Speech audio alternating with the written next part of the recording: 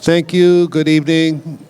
I'm Ward 4 Pittsfield City Councilor James Conant, and welcome this evening. I'd like to also introduce Jim McGrath from the City of Pittsfield, Open Park Space Manager.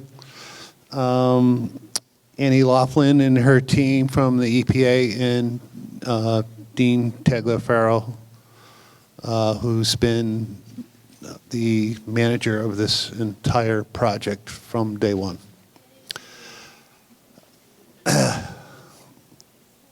Dean does live in Ward 4, but I won't tell you where.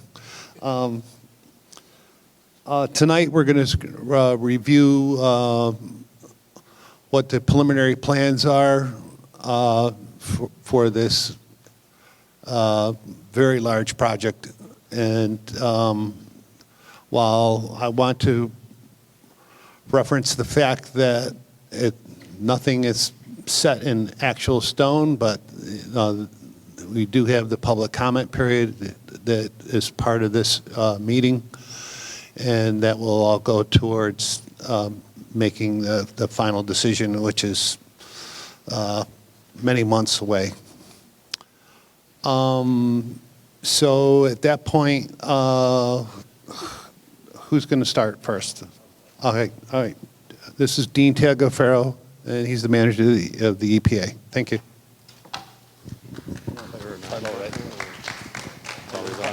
What? Okay. So, yeah, thank you all for coming. Just another March day in Berkshire County with rain, hopefully not snow and sleet like we had last week, but appreciate everybody coming out tonight. Just a couple things before we start. It'll be about an hour presentation, so if you could hold questions to the end, we're more than happy for questions and answer, but would like to do that at the end. The presentation is on EPA's website, and we will give a copy to the city if you have places to post it to make it easier to find. So that's where we are. We can go to slide 1. Our IT person's behind the screen, so I have to talk to him. So just some introductions. This is, as Jim said, a very big project. So I've been on the project since 1996. So by benefit of that, I'm the lead talker. We have Annie Laughlin here in the front. She is a supervisor for this project. We have 4 actual project managers to help us run this. They each have individual responsibilities. Chris Smith, he'll be also presenting with me. One of his major responsibilities is the Pittsfield remediation area. Alex Carly Dorsey is helping out on a lot of stuff. Josh Fontaine is another one. He's actually running our projector, and Rich Fisher. So we have a good team, and in addition to that, 2 excellent people for community involvement. Ashlyn Brooks, who's we call her community involvement coordinator, primary point of contact if you have questions. Joanne Kittrell is a press officer, but they both do the same role if needed. They can both cover for each other, so you should always be able to get a hold of someone. So that's the introductions. I just want to go over a little bit of the history. It's been a long time, and people are going to be asking, like, how'd you get here? Why are you doing this? What's the status? So if you can bear with me to go over a little bit of the past. We've already done cleanup in 2 miles of the river, so there's a lot of similarities there and lessons learned. The bigger issue is now we're down to what's called rest the river. So we can go over that, and I apologize in advance if we flip back and forth on some of the terms. Well, we might say the word Reach 5A. There's several river reaches that are this cleanup. The Pittsfield Reach, all of Pittsfield is Reach 5A, so we use those interchangeably sometimes, so apologize in advance. We're here tonight just to talk about, as Jim said, the Pittsfield remediation. That's the goal. That's the objective. We're here. The city invited us. That's what they asked us to focus on. So next, kind of the question, like, why are you here, EPA? What are you doing? Why are you going to remediate the river? Well, based on a lot of scientific studies, the health threats to people, the primary one is eating fish out of the Housatonic River, Woods Pond, and even into Connecticut. There's fish consumption advisories. So the contamination spread pretty wide. That's the number one risk to people, along with some other biota, like waterfowl. Waterfowl feed on the insects, they feed on the ecosystem, the food web. So people who hunt ducks, we've sampled a few ducks, and they're contaminated with PCBs. So that's the primary, ingesting biota that have PCBs in them. The second one, which is much less of a risk, but still significant enough to clean up, is if you're in the floodplain where there's very high levels of soil, PCBs in the soil, and you have repeated and extended direct contact, like touching the soil, ingesting the soil, that would be a risk that needs to be addressed. Other key ones are risks to the food chain. The animals, the mink and otter are very sensitive, so they're not as prevalent in the river valley as they should be. Amphibians, ospreys, and then all the way down in the food chain to the bugs or the benthic invertebrates. And then, as I talked about briefly, the river, it goes all the way to Long Island Sound. The PCBs are well into Connecticut. They're continuing to migrate into Connecticut. So part of the remediation is to, significantly reduce any PCBs that would continue to go into Connecticut. So a lot of questions. What can I do? What is not a risk? Can I go in the river? Can I canoe in the river? Yes, we've done peer-reviewed health risk assessments. It's perfectly safe to do the fishing. Just eating the fish is a health risk, and we don't recommend that. Wading in the river, swimming in the river is fine. If you live near the river, you don't have to worry about the PCBs in the air. They do volatilize very, very low levels, certainly as is. Those are all reviewed. Living near the floodplain is not a risk.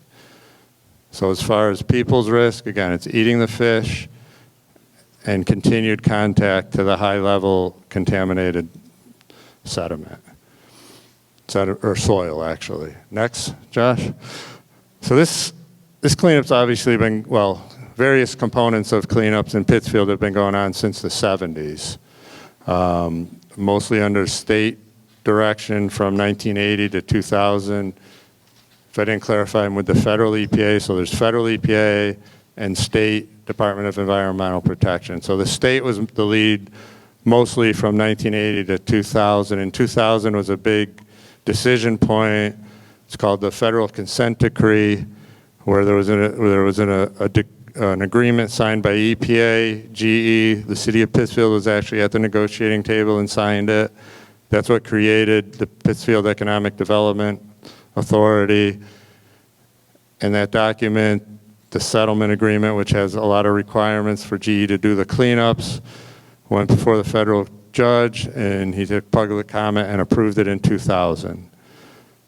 So a lot of the work that's happened in the last 25 years, there were 27 different cleanups where the consent decree said, this is the remedy, this is what you need to do, GE, to clean it up.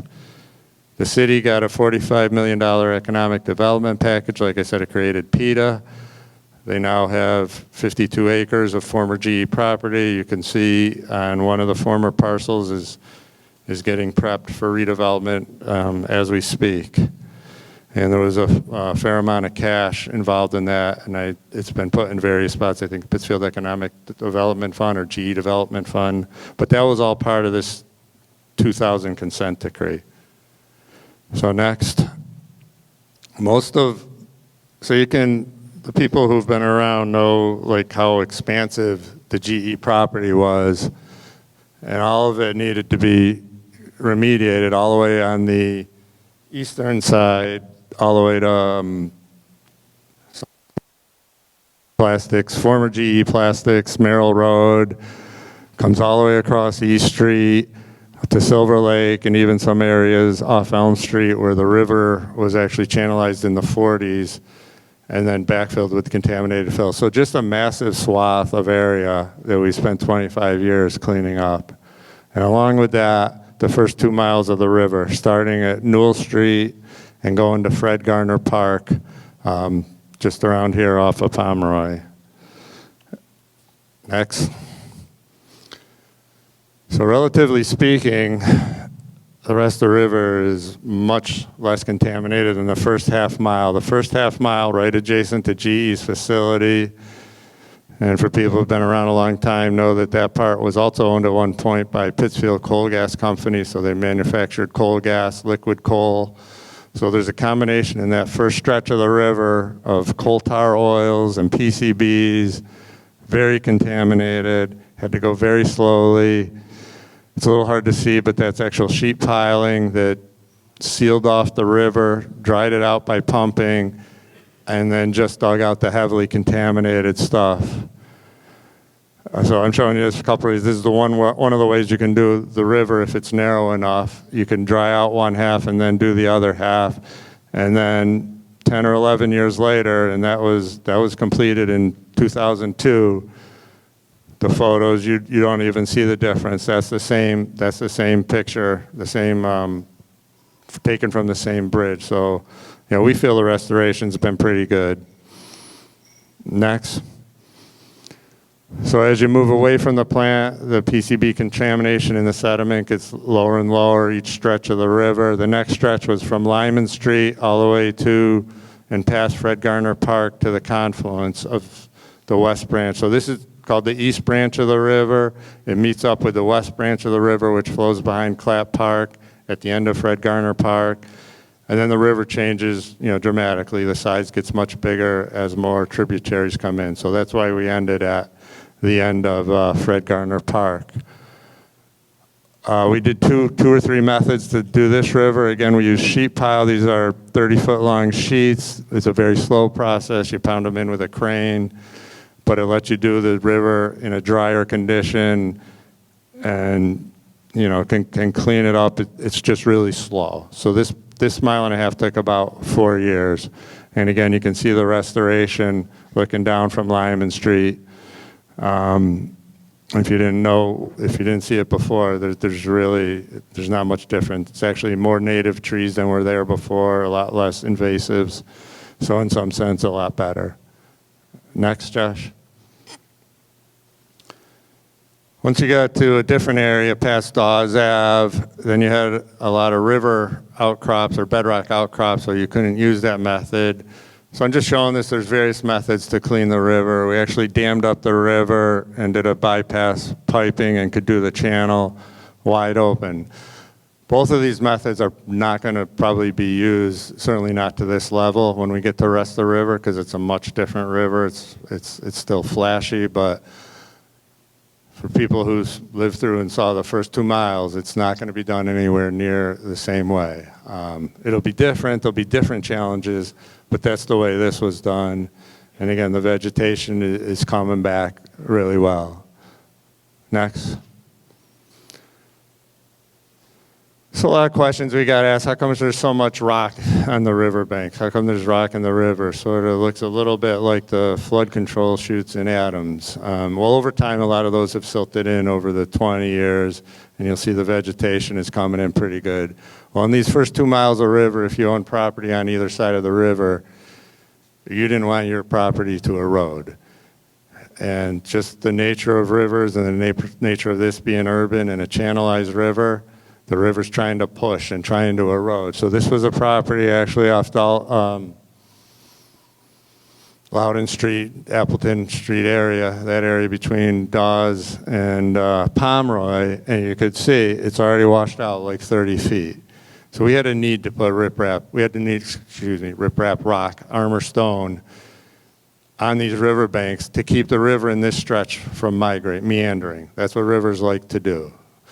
That is not the situation once you get past the confluence. Much less infrastructure, much less private property. The river can move back and forth a little bit without much impact to people's property, people's land. No one wants to, this person didn't want to lose 30 feet of their land. So when you get past the confluence, there'll be much less of a rock or armor stone, whatever you want to call it, on the riverbanks or in the restoration. It's still going to be needed on maybe sharp bends, around bridge abutments and in certain areas, but it's a completely different ecosystem, a completely different dynamic. So that's some of the reasons for showing these examples. There's some lessons that are applicable, lessons learned, but also it's going to be different. Next, Josh. So this is just an overview, aerial photo, post-remediation. On the right is the confluence. On the right-hand side is the east branch of the river that was remediated. You can see the vegetation there. It's very similar to what's on the left side, which is the west branch, which was not touched at all. So if you go to Fred Garner Park and go to the parking lot and take the footpath all the way to the back, this is where you'll come. This is the confluence. And it's also here because this is the start of the cleanup for the next 5 miles in Pittsfield. It'll start right here at the back of Fred Garner, at the confluence. So a couple things. How do you know what you achieved when you cleaned up this river? Did you just waste your time? What were you doing? EPA, you caused a lot of disruption.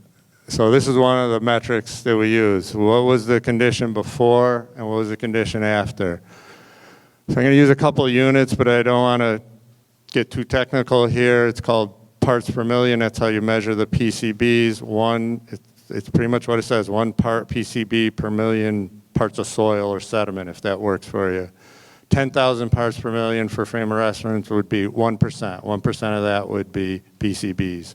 So even though we say high levels, like 100, it's like 0.01%. It doesn't mean it's good for you, but just trying some scale. But the important thing here is not so much the number, but where we started was in the 60s to the hundreds in the sediment. Post-remediation, every 5 years we sampled, and 20 years later, they're all much less than 1. So 99.8, greater than 99% reduction in PCBs. That's a good measure. To me, that shows you accomplished something. It's a much better, healthier river. We also have some testing that I'm not going to show just on some of the bugs, the macroinvertebrates. Those are also positive, 99% reduction. Next slide. Same thing. So you'll see the concentrations here. They vary 60, or these are much lower. So this is, like I said, the next stretch. From the 1.5 miles, your concentrations are going to decrease, and they're going to continue to decrease in the next stretch in Pittsfield. Again, just on the right-hand side, with all that work, 99% reduction in the PCB. So we feel it was pretty successful from that point of view and from the restoration point of view. So now we get to rest the river, what we call rest the river. So sorry about all the terms. This was the first 2 miles. Now rest the river, which goes from the confluence to Long Island Sound. So you can see in the figure here. In the upper right-hand corner, you'll see something called Reach 5A. Like I said, that's the Pittsfield Reach. So we broke the reaches up based on how the river flows and the river dynamics. From the confluence to the Pittsfield-Lenox line actually is where the Pittsfield wastewater treatment plant discharges its effluent. So it actually changes the dynamics of the river. This stretch is steeper, it's sandier, it's rockier. Once you get past the treatment plant, the velocities slow down, it gets flatter. So that just happened to be the reason from an engineering point of view we separated it. It also just happens to be Reach 5A is entirely Pittsfield and only Pittsfield, so it kind of makes it good for these meetings. We only, you don't have to do different reaches. So what did EPA do from 2000 to now? Why is it 2024? You're just getting here. Well, a lot of reasons. We had to do a lot of studying, a lot of investigations, a lot of sampling, a lot of risk assessments and modeling. A lot of that was peer reviewed. So that was the scientific end. We evaluated numerous, we and GE. GE is the party that has to implement this part. We did a lot of the work. They did the work. We approve it. They did feasibility studies. What are the options? Narrow them down to 10 options. We pick one. Inevitably went to litigation. It's another 10 years of litigation. So we, in 2018, went into a mediated format to try and reach an agreement. The city was there. They were at the table. They had representatives. That came out with what we call the settlement agreement in 2020. And 8 of the 9 parties in the agreement signed it. EPA, particular to this meeting, EPA, GE, the city, 2 NGOs, Mass Audubon, and Berkshire Environmental Action Team signed that agreement. So we're still 4 years in, so it's still a long process. So a couple things came out of that, and I'm not one to just read bullets, so we'll post this, but along with the cleanup, the city did get some economic development pluses on that, $8 million in funding that the city can use at its discretion. People who live around the facility, the plant, GE, had a lot of parking lots. They've converted 3 of the paved parking lots to grass areas. They're tearing down a lot of buildings. There's other aesthetic improvements that they are going to work with the city doing. So I think a lot of positives, aside from the rest of the river cleanup, are there. So again, what is going to happen here? So rest of the river, it's 135 miles, but all the remediation is in Massachusetts. From here down to Rising Pond in Great Barrington. The bulk of it is from the confluence to Woods Pond, the first 10 miles. That's going to be the majority of the work. And then intermittently, there's a series of dams between Woods Pond and Rising Pond where PCBs have accumulated behind the dams. So just some kind of big numbers, 1 million cubic yards. Cubic yard is a term we use a lot, kind of for scale or for context. If you see a standard dump truck, 10-wheel dump truck, Maximilian or Patrica gravel dump truck, that holds about 10 yards. So if you could picture 100,000 trucks, that's how much material. So a lot of material, kind of the short version. A lot of material, so I apologize if we use units that don't mean much to people. So the goal, again, is reduce the downstream contaminant of the PCBs. The big issue is where do you put this 1 million cubic yards? So the final permit, it's called the final agreement. The final remedy has a local disposal facility, a local new landfill near Woods Pond, and a minimum of 100,000 or a minimum of 10% of the material going to out-of-state landfill. And then 2 dams are going to be removed by GE. And overall, the estimated cost to GE is around $600 million. And it's going to take a long time, 13 years for the whole project from here to Rising Pond to be remediated. And that's once construction actually starts. Next. But what we're here more tonight, now that we got some background, is what is the Pittsfield Reach? It's this first 5 miles from the confluence. So you have the river sediment itself, the flowing water. And you've got the river banks are also contaminated. And when the river floods and the water recedes, it leaves solids behind, and those solids from the 30s on had PCBs. So the floodplain soils are contaminated. And along with some other ecological, some other features, vernal pools, backwaters, or back areas where the water ponds, those areas actually end up sometimes being more contaminated because the river itself, once you shut the sources off and once you clean the first 2 miles, there's always a lot of fresh sediment coming in from natural erosion up in Dalton and in the headwaters. So the sediment gets more mixing of clean material more so than the floodplain. So the concentrations in the sediment are actually lower than the floodplain. So by river miles, the river bends is about 5 miles. We estimate the remediation in Pittsfield will be about 5 years. So very roughly, all as Mr. Conan said, rough estimates right now, we're at the very conceptual stage of the cleanup, about 1 mile per year. Chris? You can go more into detail. All right. Yeah, that's fine. Hi, everyone. My name is Chris Smith. I'm one of EPA's project managers on this site, and I am overseeing a lot of the work that's being done in Reach 5A. As Dean said, Reach 5A is that first stretch of rest of river. It extends from the confluence to the wastewater treatment plant. And when we say Reach 5A, we're talking not just about the river sediment itself, but also the banks, the floodplains, the vernal pools, all that.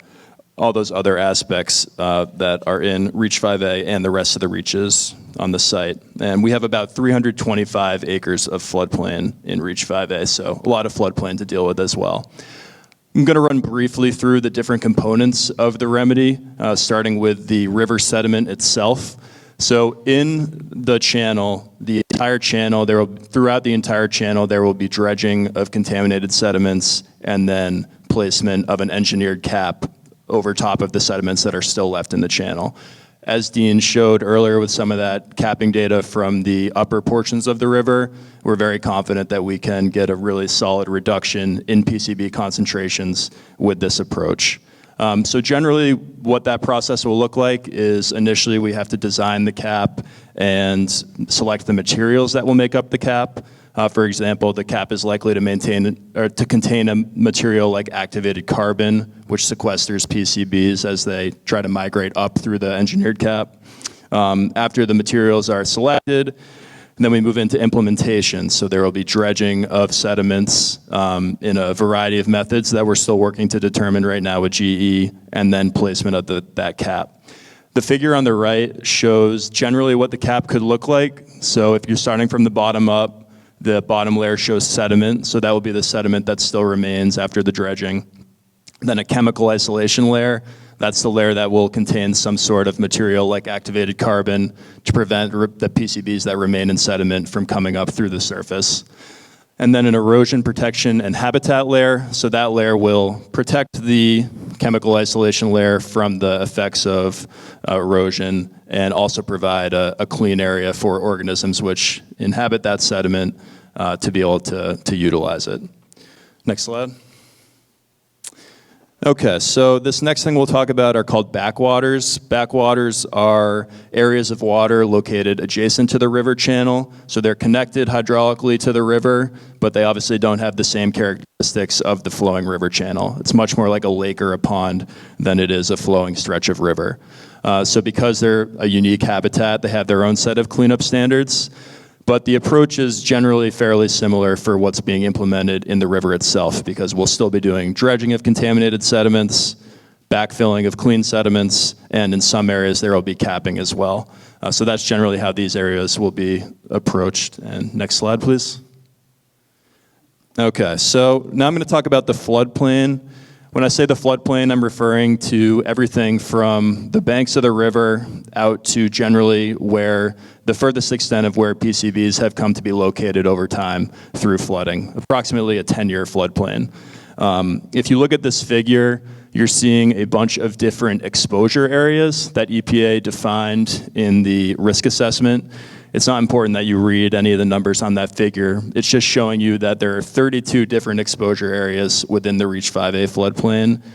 And depending on the uses and characteristics of those different areas, there are different cleanup standards. So for example, if you're in a very easily accessible, high recreation use area, the cleanup standards are more stringent because there's more possibility for exposure.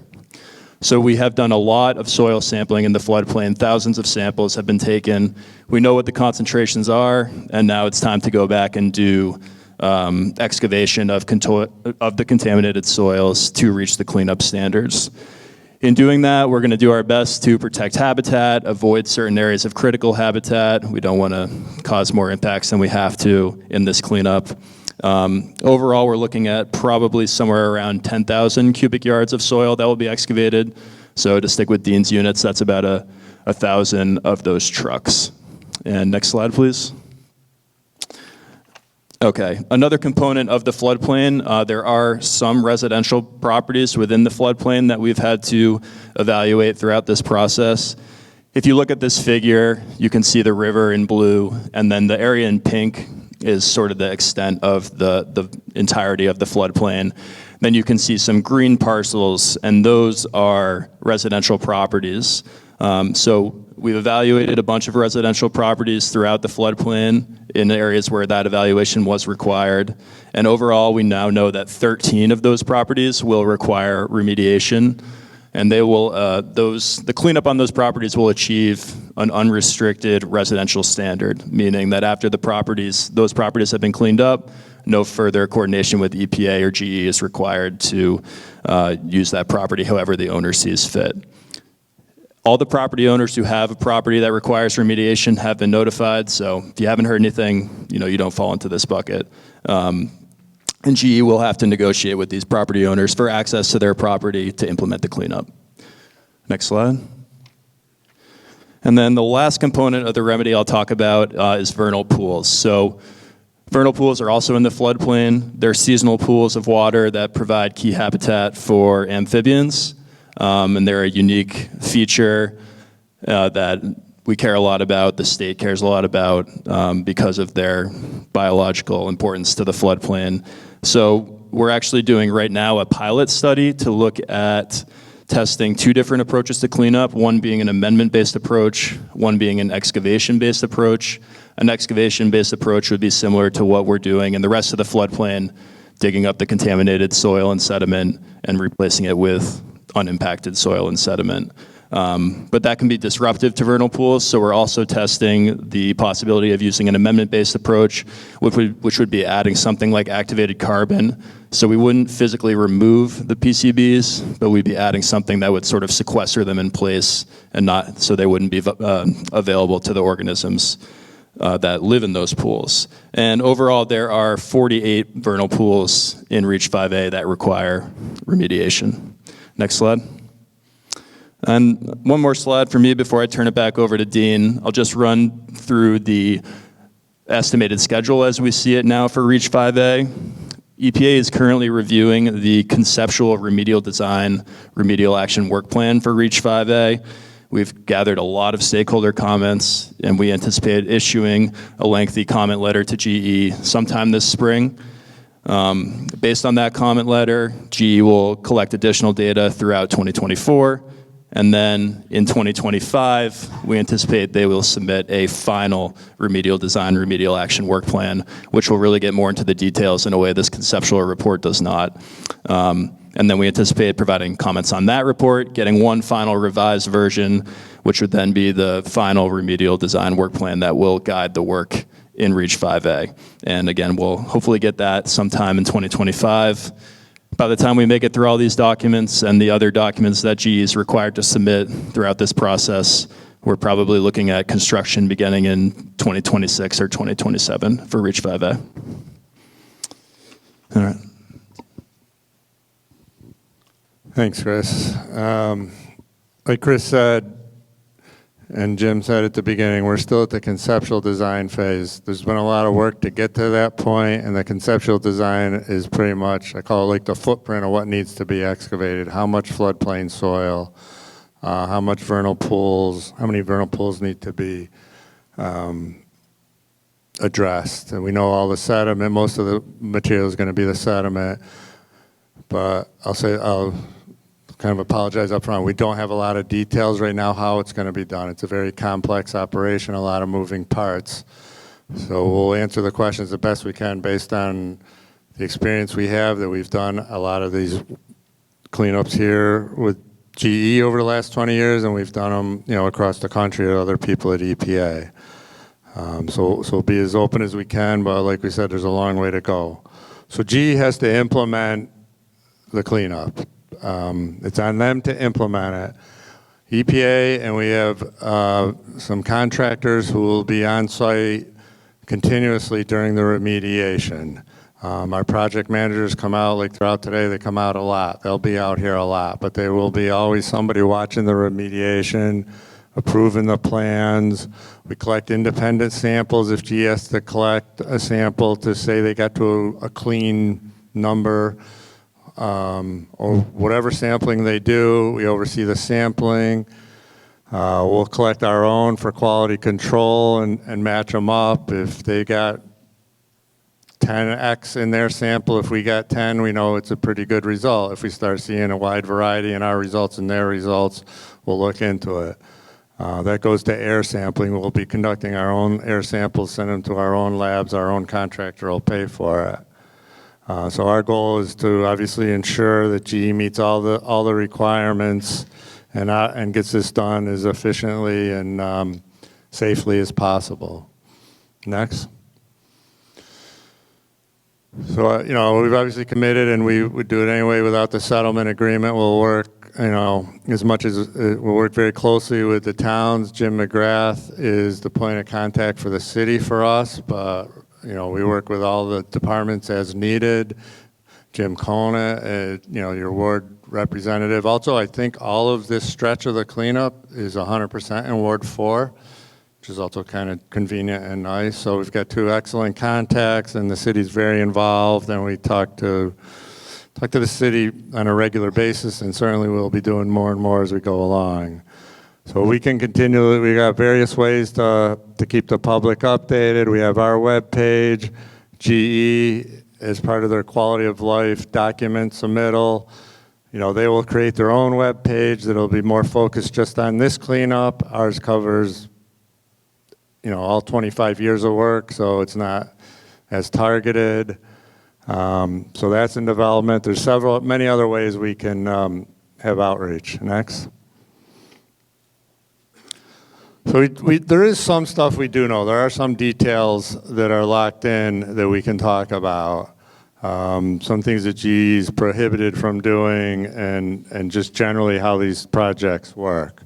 So right now we have like a preliminary volume of material and preliminary areas where it needs to occur. And then you also have to, after you do the cleanup in this stretch, you have to bring in clean backfill, clean material both in the river sediment and floodplains. So there's going to be a lot of material that moves. One of the things the city bargained for and achieved, there's several discrete neighborhoods, 3 discrete neighborhoods I'll call it, in this stretch. Not that the others aren't neighborhoods, but they're smaller streets that go down, a lot of them right off Pomeroy here. I'm not going to read them all. There's the Polo Grounds, if I can still use that phrase, the Horse Streets, and then Joseph Drive, the Anita Drive neighborhood.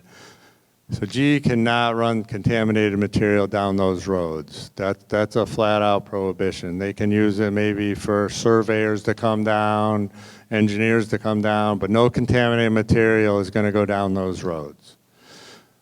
So that's one thing that we do know. Next. So how is GE going to move all this material? Well, there's 2 components. One are how are they going to move it within Pittsfield itself, kind of in the work zone. That's one thing that Chris is working on. That's part of the detailed work plan that we don't have a lot of information, like where exactly are they going to put temporary stockpiles, staging areas for equipment. So that's one component. But separate from that, GE was required to and submitted it's called the transportation of materials. Like, what's your thoughts on how you're going to move this stuff? How are you going to get it to either the landfill by Woods Pond, or how are you going to get it to out-of-state landfills, say in Michigan or Utah? So they submitted it in October 2023. We had, numerous, very, massive amount of comments. GE's plan focus for the Pittsfield stretch, especially exclusively on trucks to move the material. There is some what's called hydraulic pumping or slurrying material from Woods Pond through pipelines up to the disposal facility. That's not really practical up here in Pittsfield to run it 10 miles, and it's sandier and rockier material. So the Pittsfield stretch, it has to move either by trucks or by train cars. Those are the only 2 ways to do it. Their plan was strictly by trucks. So we've already been told they need to look a lot more closely at rail, the pluses and minuses of rail. And I'll talk a little bit, but I can talk a lot about the pluses and minuses of rail. So right now what I'm going to talk about here, because this is the plan that exists, but it will be revised, is if it was all trucks, what did GE propose? And so that's the premise here. Like, this is not final, so I just got to keep saying that. It's going to change over time. Next. So hopefully the area is clear. I kind of picture, I think as most people know if you're from Pittsfield, the area, the Housatonic River is in the middle. It's bounded by 2 call major roads or more major roads than neighborhood roads. East New Lenox Road is on the east side, Holmes Road's on the west side. It's really the only two public roads that the material can go down to go to Lee. So if you're focusing on housing, and down in the lower right-hand corner, you can see Woods Pond, the large pond there. You can see the lime green line going down there. That's where the landfill is, south of Woods Pond.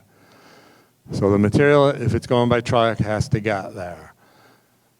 So there were various options. There was options to go down Route 20, down Route 7. What GE proposed was everything on the east side of the river would get at some point to East New Lenox Road, would go south into Lenox, cross New Lenox Road, and down Roaring Brook Road. So the Pittsfield stretch would be East New Lenox Road. The west side's a little more complicated. You have to come down Holmes Road. This is where there are options. The option they propose, which we think is actually better for a lot of people south of Pittsfield, they would go east on New Lenox Road, and then again, go south on Roaring Brook Road. So those would be the most two impacted roads. So yeah, the line there going east and west is New Lenox Road. Otherwise, the other option would be go down Route 7 and 20 and then cut across one of the streets down there. So this is what it is. So with the estimated volume and the estimated duration and the size of trucks that you would use, it would be about 15 trucks a day, average. So sometimes more, sometimes less, depending if they're excavating or backfilling. So that's it, and that's 15 combined, so maybe 10 on one side, 5 on the other. And again, a lot of the details need to be worked out. Next. So that's to get it to the local landfill. The other option, and this side's a little more complicated, is how do you get it out of state from Pittsfield? Well, the most direct route is Route 20 West, which is what GE did for the last 25 years. You go up Route 20, West Housatonic Street, go left, go out Route 20, over the mountain, and out of state. That's if you're using trucks. So you have to get there. You can get there various ways. If you're from the East New Lenox Road side, you can go to New Lenox Road and then up Route 7 and 20. Holmes Road, there's various options. There's Pomeroy Ave, there's Crowfoot Street, there's East Housatonic Street. So those are all options. Again, the majority of the material is going to be going to the local landfill. So GE's estimating 1 truck a day. Maybe it's 5 trucks one day and no trucks for a week. But that's just a preliminary estimate. So what are the other options? What's a truck, what are you talking about trucks? How are they going to be secured? How are you going to keep dust from blowing out? We've all seen the gravel trucks, nothing against anybody who drives a gravel truck. They get the mesh tarps, they're flapping in the wind. You can kind of see a little dust coming out maybe.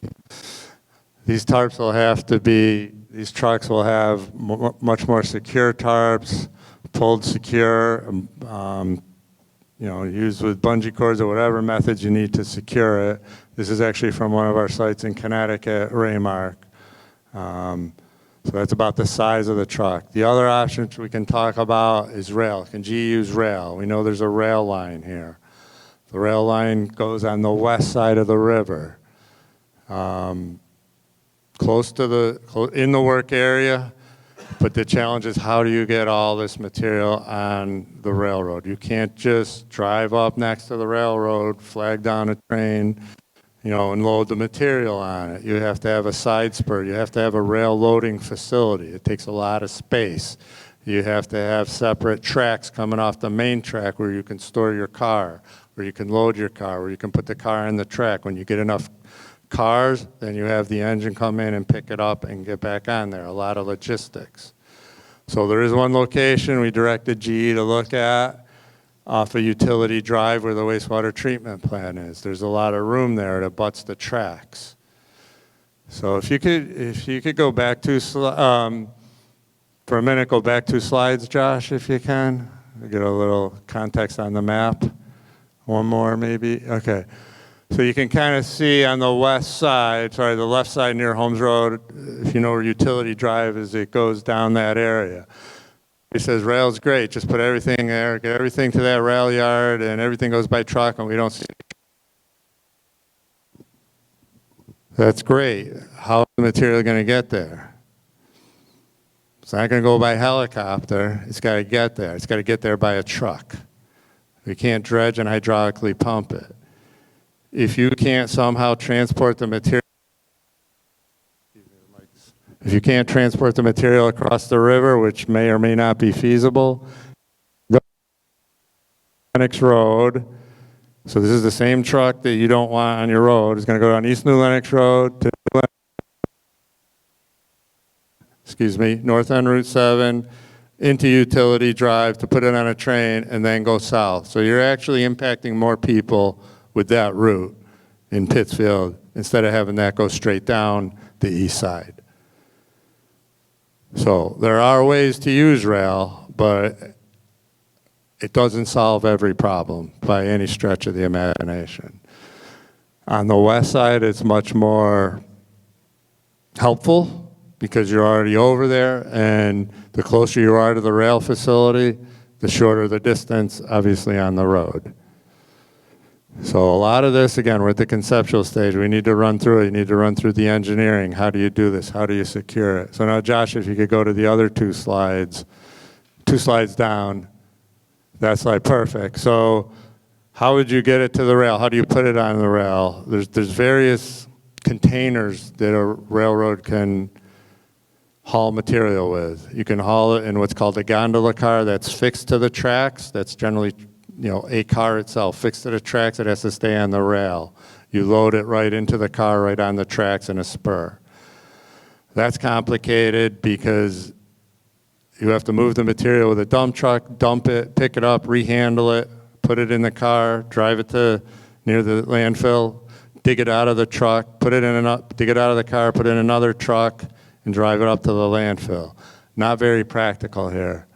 There's something else called an intermodal container.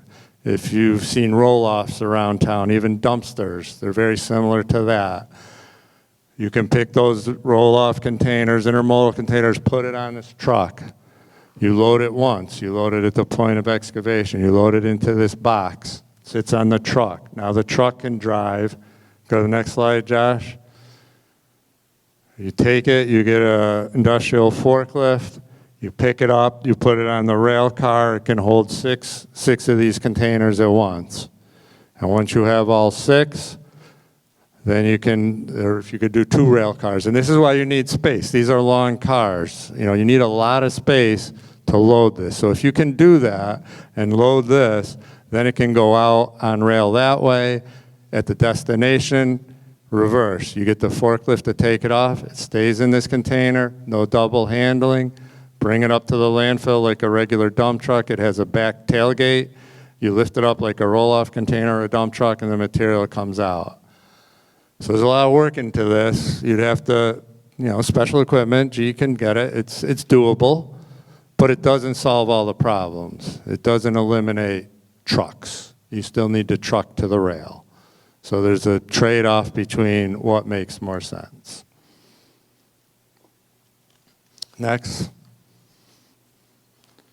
So presuming at some point, G is going to use trucks on the roads, on any roads for contaminated material. The permit, the settlement agreement, the agreement with the city is G has to do, robust pre-characterization of the roads. What shape are they in? We've talked to Ricardo, the Public Works Director, the city, all the towns. So G has to do, it's called some 3D or assess the current condition, assess the cracks in the pavement, use high-resolution cameras. There's a way to check culverts underneath to see what condition they're in. You want to document, basically you want to document as best you can the existing conditions. If there's road stress or damage, G has to repair that. Now, as I was saying, if there's a little pothole, they create a little pothole. They don't have to do a 3-4 foot road reconstruction. But they're going to have to repair to make it as good as it was at the beginning or better. Sometimes you have to just repave the whole thing. So this is all coordinated with the city, all the maintenance, the inspections, the oversight. And they can do interim maintenance if needed. Obviously, they're not going to wait till all 13 years are done and then go back and fix the roads. So that's a component, another coordination component that's required. Next.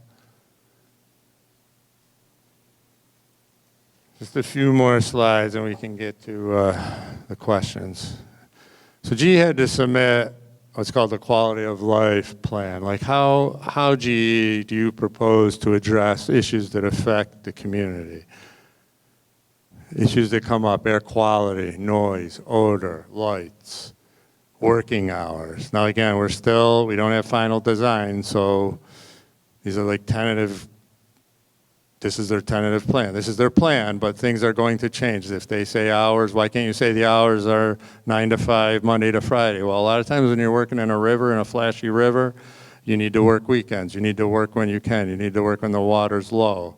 You might have to work 7 to 8. You might have to have pumps running overnight to keep the area dewatered. But there are some general guidelines. There are some procedures that they propose to address these. So there's action levels, there's some quantitative standards and some qualitative standards. And there's a lot more in that plan, but that plan's on our website and the input period is through March 29th. And then as with every document GE submits and we get input on, we review the comments, then we give further direction to GE. So a lot of iterative steps in this process. Next. Again, everything with the city of Pittsfield. Any and all ways needed, conference calls, meetings, anytime they know we'll come out and meet with them during the planning, design, construction, and even when it's done. How do we communicate with the community? So GE, as part of their quality of life plan, they're going to set up a system. They're going to have a project website. They're going to have a way to file complaints online. Email distribution list if you want to be on it for updates. A community liaison is going to be designated, for the community to have a point of contact. So all that's in the plan. And I encourage you, if you have concerns or questions on it, review the plan on the website. There's an EPA email box that you send to, and we get comments that way. So we've done this, like I said, next slide. I've done this for 25 years here. I started in 1996 with the worst part of the site. Next slide, Josh. Air monitoring. Like I said, right now, the current conditions, there's really no threat from PCBs in the air. They can volatilize like almost any organic compound. They're not like gasoline. They don't rapidly volatilize in the heat. They do give off, and now that you can monitor at really low levels, you can detect PCBs in the air. GE will be doing air monitoring weekly in an active work area. So if they're digging an area at the wastewater treatment plant, for example, I'll pick that one, there'll be monitors. There's usually 3 or 4, one upwind, you don't know, in case the wind moves, in all 4 directions with a focus on protecting the closest place where people are. Like if you had a house or a neighborhood on one side, you would make sure you had a monitor there. Less concerned, maybe so where the river is, but it'll be bounded with monitors and it'll be done weekly. And EPA will run their own monitor right next to one of their monitors at a given frequency. And we've been doing that for years, and the data is very consistent. So the air monitoring we've done over the past 20 years, clearly demonstrate that it can be done safely. I've been there. I've been on the excavation areas. I've been in those rivers during the excavation. I never wear a mask. It's not needed. It's not an air issue. But we do have standards that they need to meet. Next slide. So we have health-based action levels or notification levels. If it gets to this level in those monitors, they got to notify us right away. So this graph is from the 1.5 miles. So the concentration, so you measure PCBs. PCBs can get airborne 2 ways. They can be attached to a particle of dust, solid phase, if you can picture that. If you see a dusty road, dust is in the air. PCBs bind, they like to bind to solid, so it'll bind to that particulate. That is in the air. PCBs, like other chemicals, can also go from the solid phase to the vapor phase. So it'll be in the air, in vapor. You can't see it, but it's in the air. So it's two different media. Then the filters, the samplers collect both of those. There's an absorbent part of the filter that collects the vapor phase. There's a particulate filter that'll collect the solid phase. They get sent to the lab, and they can measure the amount of PCBs in both those phases. So you take that, that's the mass of PCBs. I don't want to get too technical, and then you measure the amount of air that went through it, and you can get a concentration of PCBs in the air. And we, based on our risk assessment and EPA's peer-reviewed risk levels, how toxic compounds are, you can develop levels. So we came up with these risk-based levels, like it's just called 0.05. The number isn't that important, but it's risk-based. And you'd have to exceed that every day for many, many years before there would be any, perceptible threat. Not a one-time blip over it. And even with that, in the 1.5 miles, which like I said, has at least equal, if not greater contamination, they're always lower. There's one sample, actually the one that's the highest, there was an issue there with the sampling monitor. It was a duplicate, it's called a duplicate sample, so we averaged it. One was really high, but the monitor just didn't work that day, but we put it on the graph anyway. But you can see the vast majority are very low. And way on the left is background. No remediation, no action, Fred Garner Park, but the monitor's there. So if you see them all clumped to the left, a lot of times they're very consistent with what happens during the remediation. So yes, they do get in the air. No, it's not hasn't been a problem for 25 years. I don't foresee it being a problem here. Other standards.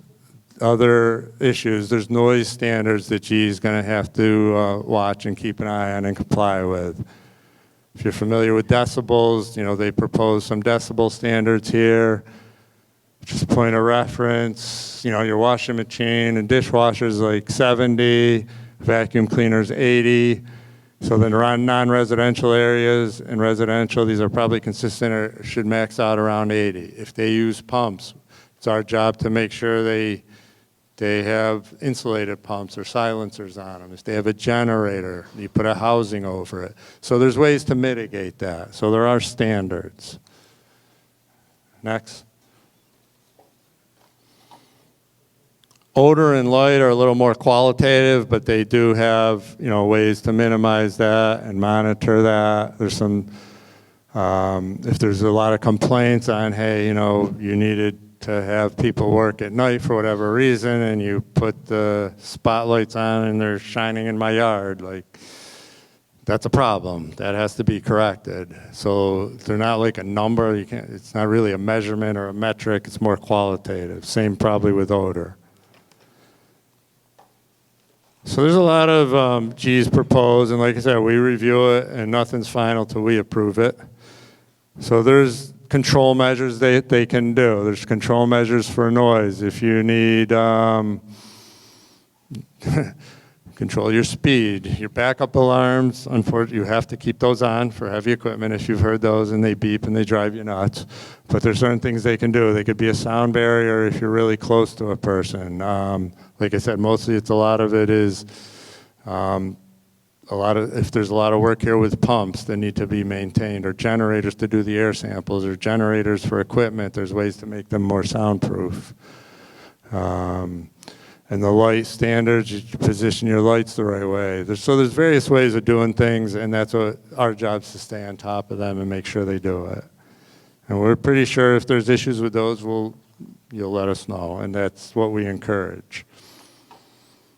And then just a couple more. Lastly, G's required to look, and we're working with the city here. Is there areas, so you're going to do a lot of construction, you might dig up a lot of areas, and is there a way to leave something behind that could be used recreational in the future?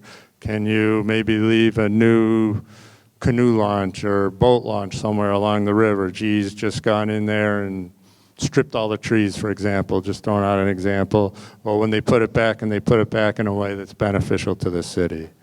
So they've got a commitment to work with the city on that. If there's disturbances in certain areas, not so much, but a fair amount of canoeing still here. There's certain areas where it's kind of going to be off limits for a little bit. They have to make sure it's marked properly. You don't want people going into excavation areas. If they need to reroute walking paths, that can be done as well. Or that's part of the plan, and that's part of the coordination. Lastly, a little bit of a busy slide, but the main one here is Ashlyn's email. Ashlyn's over here. She's our primary point of contact. On our main page, which is up there, and again, these slides are going to be on the website. If you can't find it, contact Ashlyn, she'll find it. If you go to our webpage, there's opportunities for input on documents. That's where you find the document, like the quality of life plan will be there. It's all online. I think there's one copy of a lot of the documents for the city, maybe not every document. Jim McGrath has them if you're more attuned to using hard copies, and then you can send us an email address. And then there's tons of other information. Sometimes unless you know where it is, you can't find it, but that's why Ashlyn's there, or, you know, we're all there. And, you know, on G's website, again, will be more focused on just the rest of the river. And so those are going to be some resources. But again, if the city asks us to have another updated meeting, we'll do it. We're open to whatever's needed at the right frequency at the right time. So that's about all I have right now. And I don't know if you want to moderate questions or. So hi everyone, again I'm Jim McGrath. I'm the City of Pittsfield's Park and Open Space Program Manager. I work out of the Office of Community Development, and as Dean mentioned, a lot of the documents that have been developed, the technical documents, a lot of those we have at City Hall. We can make those available to you. You can always reach out to me as a city contact on anything associated with the river cleanup. If I can't answer your questions, we can find someone who will. So the reason we're here at Herberg tonight is because this is Ward 4. Councilor Conant wanted to make certain that those that live in Ward 4 and those that are most directly impacted by the cleanup have an opportunity to not only hear directly from the EPA what the plans are, but also to have an opportunity to ask questions. So as we move into the question phase of tonight, Councilor Conant wanted to make certain that those that live in Ward 4 are prioritized for questions, and then those that live outside of Ward 4 and the rest of Pittsfield, and then those that might be here tonight that have questions. If you're from Lee or Lenox and you have questions about the larger cleanup and perhaps questions about the upland disposal facility, we'll save those for the end. But our commitment is to make certain that all of your questions are answered this evening. And again, I want to make certain that you hear very clearly that we are always available at City Hall for you. If we can't answer your questions, we will find those that can.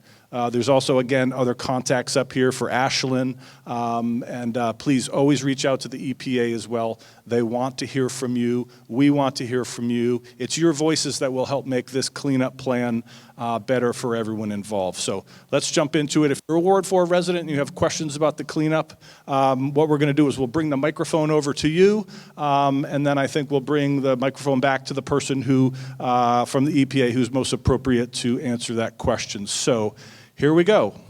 Carolyn? I'm going to let's wait for the microphone, Carolyn.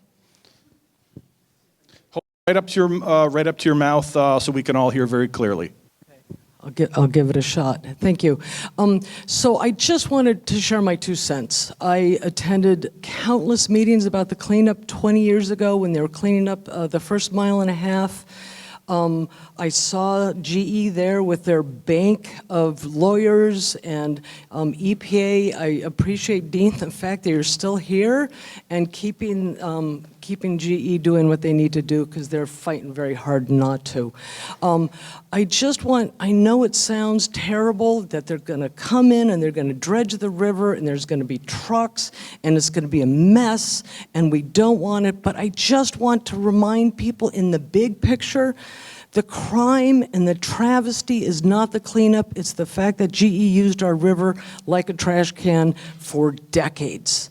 And kind of like cancer or a bad tooth, I think sometimes you just got to grit your teeth and do what you need to do so then we can heal, and the river can heal in this case. GE said that the PCBs weren't impacting the fish in the river. I guess maybe they were looking at the numbers that were being born, but the PCBs can cause those fish to be born with their bladders outside of their bodies. So I want you to imagine that even though we might go by the river and it looks lovely, the creatures that are growing in there are being impacted, and the river is not going to clean itself. That's an illusion. Anyway, I just want to say, because I know a lot of people are probably very much against the idea of dredging and trucks, and I totally understand it. I live off Holmes Road in Ward 4. I live right up the river from this whole contamination. But I just want to encourage people to not just fight the trucks and the dredging. As you look at the first mile and a half, the river can recover. These guys will put in new vegetation. It might even be something that will survive our warming climate better than the ones that have been there for decades. But anyway, just wanted to share my 2 cents, and thank you guys for giving us this opportunity. Thanks for those comments, Carolyn. Anyone else? Ward 4? Back here. Sure, here you go. I just want to know where the staging area for this mess is going to be. Well, as I head down to Dean, what Dean had indicated was that all those staging areas have not been fully located, but I think there might be some. Yeah, so that's part of the more detailed plan, but there's some areas that are much more likely than others.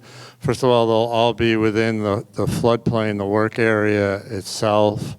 One spot which is likely, and Mass Audubon's well aware of it, is at Canoe Meadows. That's a pretty big area, so there'll be a staging area there. There's likely to be one near the wastewater treatment plant, because that's a big area.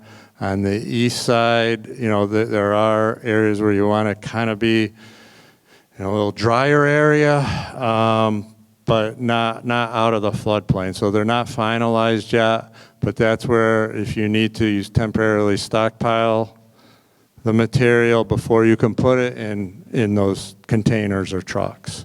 So it's not definite yet. There's 2 more years of design that needs to happen. Charlie? Excellent, I know that. Yeah. My name is Charlie Ciamfarini. I live in Ward 4, but I do not live next to the river. So I get to meet my ward counselor for the first time tonight. I hope we can talk a little bit.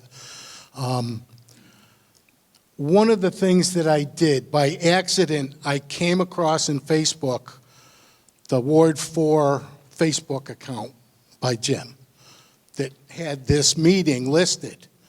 And so then I went back and I looked at past issues of the Berkshire Eagle.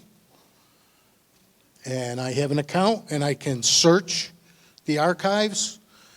And as far as I know, the Berkshire Eagle did not put anything about this meeting in the paper. When did they do that?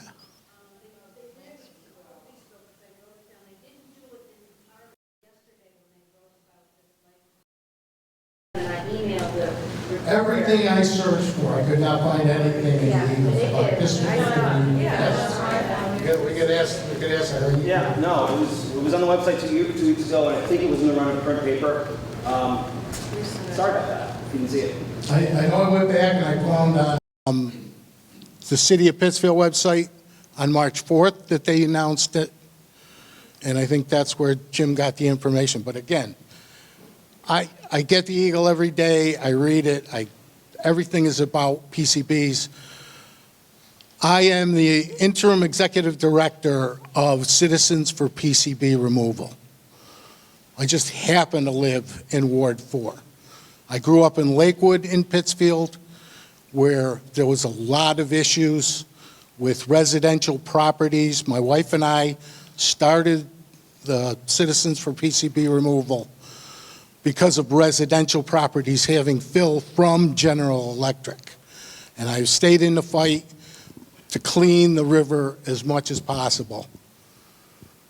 Dean knows me for a long time, and I don't know if I really have a direct question for you. Maybe I have a minor question. When you talk about using activated carbon in vernal pools that will attract the PCBs and hold them, will the critters eat activated carbon? Is that like putting ketchup on a hamburger for them? Making it concentrated so that they really can get the PCBs in their system? That's my question. It's a very good question, Charlie. There's been a lot of studies in other rivers where this has been used, mostly quiescent rivers. It works when you have lower flows and lower concentrations. So yes, Chris used the word sequestered, which is the correct word. So if you can picture carbon or charcoal, it has a lot of pores in it, and what it does is the PCBs like to go to that carbon. That's actually how you treat PCBs with water treatment. You run it through activated carbon. So the PCBs will bind to the carbon. They do not degrade, they do not get destroyed. They're attached to the carbon. So there's been studies done where this has been placed, because it's one of the actually more common non-invasive methods when it's appropriate. And the biota does not seem to be affected, but that's some of the concerns that I know Jane Wynn and others have put out. We don't think it affects it that much, but that's why one of the reasons we're doing the evaluation. There's a pilot study doing both activated carbon and excavation. So the downside to the excavation is they're very sensitive habitat, like Chris said. You've got to get the hydrology just right. Vernal pool dries out seasonally. If you rebuild it with the elevation too high, it never gets wet. If you rebuild it with the elevation too low, it stays wet all year. So both have pluses, but your short answer is the data so far seems to indicate that it does not adversely affect the amphibians. Charlie, I am glad you found out about the meeting, because I've been at a lot of meetings that you've been at. And if you weren't here tonight, I thought maybe something would be wrong with you. So I'm glad you're here. Others in Ward 4? Right back here. Here you go. Hi, I'm Bobby Elliott Orsi, and Bobby Orsi Elliott. And I'm curious about Morewood Lake and all of the vernal pools that are attached in that area. There's a lot of low-lying wet areas, and I'm curious if those have all been tested and if they're part of this process. Thank you, Bobby. Morewood Lake. So if I recall, Morewood Lake is on the other side of, I believe, the railroad tracks. Is that right, Jim? And there's a stream from Morewood Lake that connects intermittently to the river, I believe.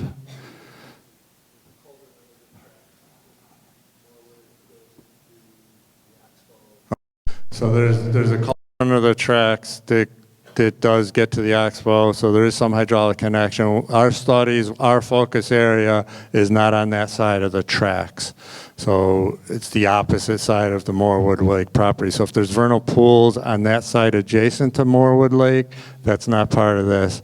But if it's you know, between the river and the tracks and that culvert, there's a lot of vernal pools there. Those would be subject to it. So that's kind of a boundary of the project. Others in Ward 4? How about others in Pittsfield that have a direct question? We'll go over here. We'll go over to Tim next. Okay, I have several questions. So when they do the work, the dredging on the river, is the work contained within the riverbed? Yeah. So I mean, I own a property, you know, on the river. Are they going to be up on my property? Well, first of all, if they needed your property for access, they ask you and you'd have to give permission. So without knowing the exact details, I think the goal is to stay within a lot of the, some people own right to the river, depending on who you are. Now, if you own right to the river, even in Pittsfield, legally owned to the middle of the river, they're going to probably have to be on your property a little bit if they have to do the banks. To the extent they don't need to go there, they'll try and stay away. So one of the things we need to work with GE on how you're going to do it. You got a flowing river. You don't want to make it all muddy. Can you do temporary coffer dams? Can you do this? Can you do that? So they're going to work more, my assumption is, where they have the land. And hopefully state-owned or non-residential properties. But without knowing the details, if you want to talk to us the details, you could talk to Chris. We'd be more than willing to do it if I don't want to get into too much, unless you want to, you know, the personal stuff. But a lot of that, anything of that would be very close coordination. Okay, are we going to have access through the river? So, Like the canoe from right, there's probably not. That's one thing we need to work on. So say you start at Fred Garner Park, which I know is where the canoe launch is. We actually built that. So if they're dredging in the first mile downstream of that, they would probably recommend you don't go there and put signage up. Now, if you get 2 miles down, one thing we talked about was, can you do, if people want to, if you're at one point you're 3 miles down, 3 miles down the river, excuse me, they should backfill as they go, so it should be restored. You could probably go down 2 miles and come back, or there could be a way maybe to set up some portage in certain areas around the work area that might be tough in this stretch because it's all wet. So I think there are going to be areas, there's going to be canoe meadows. I know when that work goes there, that access road's going to be shut down, but there's alternates, and this is one of the things we have to work on for mitigation. There's going to be an alternate path through William Street if people still want to hike the area away from the river and canoe meadows. So GE has some obligations within reason to provide alternate recreational activities if they're disturbed. schedule. Once the work starts, can we expect that there will be multiple locations in 5A going on at the same time? Or are they going to start at Fred Garner and just work their way down? That's a great question. Are they going to hop around, or where are they going to go? They're going to start at Fred Garner and work their way down. And they're going to hopefully backfill and restore as they go. So as we did and a lot of it depends on the access roads. If, say, they got a staging area at Canoe Meadows, do they still have to come back upstream because that's the easy place to get out? So it may not be 100%. You know, once you get past a certain area, you're done, but that's the goal.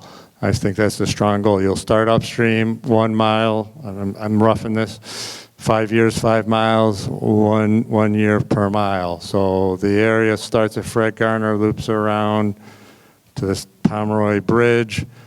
My sense is once they're out of there, they're out of there. You know, it's backfilled, it's restored, you go to the next stretch. But, you know, I can't commit, they're not going to have maybe a central staging area that doesn't get impacted. Now, if there's a rail transfer facility at Holmes Road, at Utility Drive, that's in play for the whole 5 miles. So that's why I don't want to limit it to, oh, they're only up here at Pomeroy, you're not going to see anybody below Pomeroy. But the general sequence is upstream to downstream.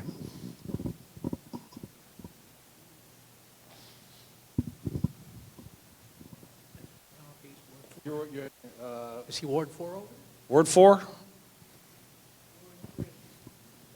We'll go this way. Had your chance, Tim. We'll come back to you. Daniel Moralia, Pittsfield, Mass. I'm an avid user of the Housatonic River, canoeing, kayaking, fishing, etc. One concern I have, what I don't see on here in the rest of the river, is concerns as far as historical and archaeological findings that might come up along the river, especially canoe meadows. Canoe meadows is basically referred to as Uncommit Crossing. And Uncommit Crossing has a history from the Stockbridge Indians and the Mohican Indians traveling up the river to Canoe Meadows as its destination point to bury their dead. So we have listed burial grounds on Canoe Meadows. That's why I find it very, very surprising that Mass Audubon would even venture into allowing Canoe Meadows to be a staging point, or even having any PCBs on that soil, for the fact that we have Indian burial grounds on that property. Number two, if we do some background research on that property, we know that there was a fort, what's called Fort Fairfield, also built on the corner of that lot. A couple of experts from a book written by Smith, during the building of that fort, they were finding wooden poles on angles into the ground, which were stanchions for wigwams. So we know that there was once an Indian settlement there.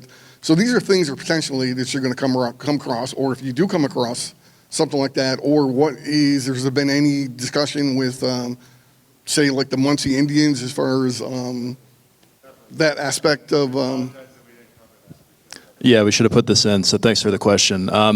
Yeah, we have done a whole series of cultural resource work plans and reports that are kind of covering these issues. So we had what we call a phase 1A to start that just generally conceptually looks at the area, identifies places like potential historic burial grounds and identifies those as areas we need to investigate more thoroughly. And now for Reach 5A, we're going to be implementing this summer what's called the Phase 1B plan. So now we look at areas of historic interest, we look at areas of tribal interest, and then we're going to actually go out there and do things like test pitting, for example, to look for artifacts. And then we'll have to build in anything we find into the cleanup plan. Obviously, there's certain areas that we can't avoid for the cleanup unless there's a reason we really can't clean it up, like a burial ground, for example.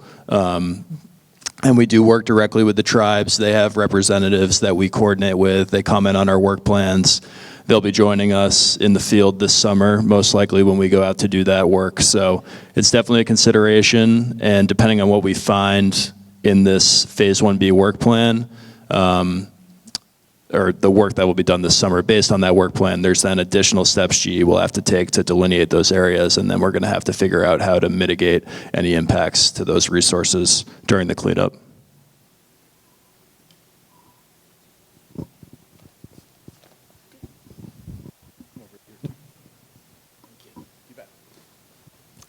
My name is Tim Gray. I'm Executive Director of the Housatonic River Initiative. I've been studying PCBs since 1976 and know quite a bit about them. And if we could back this up, I know you can't, but on the first page you said some things that really startled me. And one of those thing that startles me is that you tend to try to convince the people that PCBs don't volatilize. Okay, you minimize it, like they don't do this.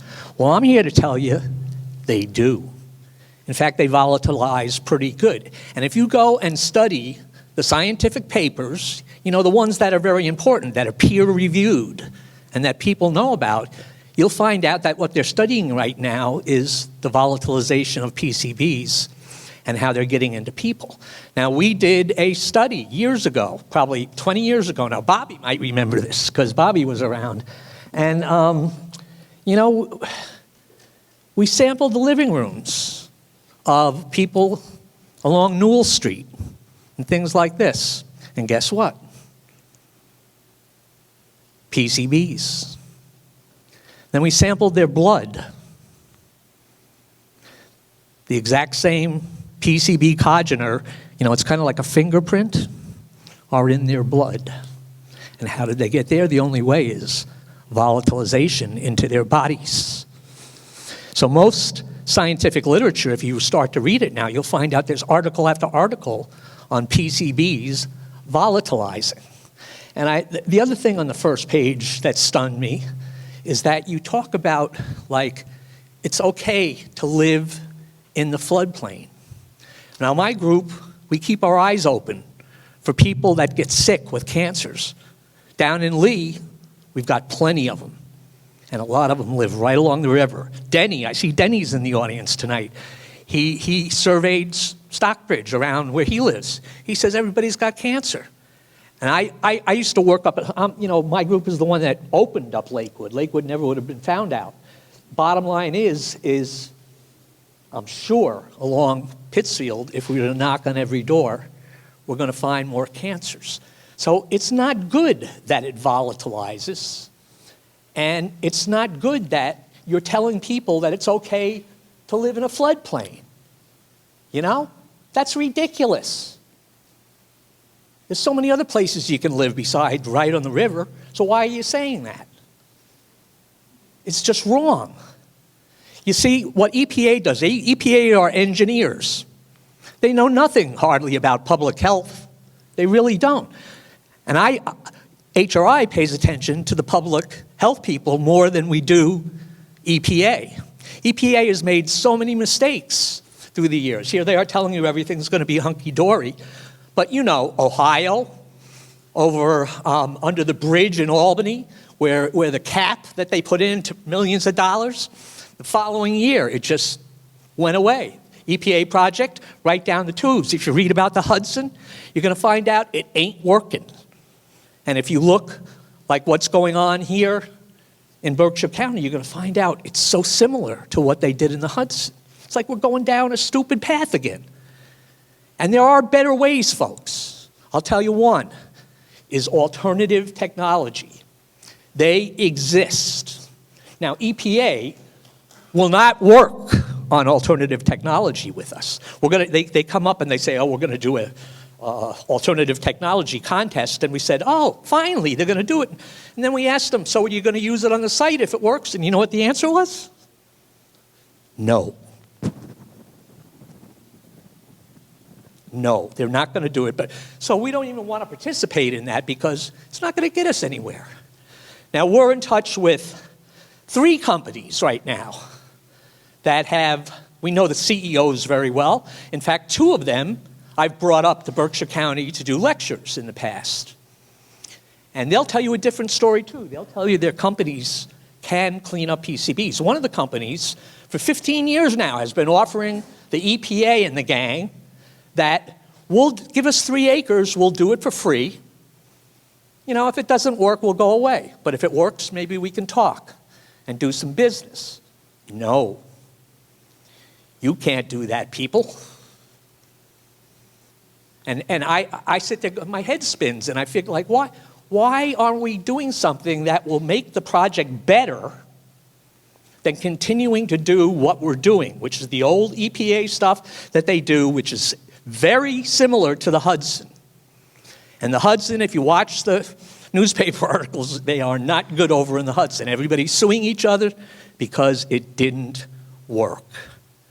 So I'm saying we should be using alternative technology. We should be studying that. We should let some of these people who want to come in for free and show us their technology. What, are we stupid or something? That's the way we make progress. We don't make progress telling people it doesn't work. It doesn't work. It doesn't work. And we eventually gave the EPA office. They used to have what was known as the Office of Innovative Technology. And we started calling it the Office of No Innovative Technology. Because every time we'd get in touch with these people, they'd stop it right in the road. So, as you can tell, I have a little passion for this. I took the first samples in the river in 1976, and EPA, GE, and the Mass DEP wrote me a letter back and said, you don't know what you're talking about. And then it was 3 years later in the front page of the Berkshire Eagle, EPA finds PCBs in the milk in Connecticut. All the milk in Connecticut had PCBs in it, and guess what? Came right back to East New Lenox Road, where there was a cow farm, and they were selling their milk to Connecticut. And EPA told us, oh, no big deal. It's a pretty big deal if there's PCBs in your milk supply. Pretty bad deal. Anyway, I just want to warn you people because it's a lot more complicated than EPA. EPA can tell you engineering up, and they're good engineers. I've watched them through the years. It's not that they're bad engineers, they're good engineers. They do their job, they find out how to do it to the best of their ability, but there are better ways to do it right now, and we should be exploring and using alternative technologies because it can destroy the PCBs instead of moving up on a big dump hill or putting them in a train and taking them out to somebody else's territory. We don't consider that good. We consider we should find a way to take care of it ourselves, but we are roadblocked by the EPA on alternative technology. Thank you.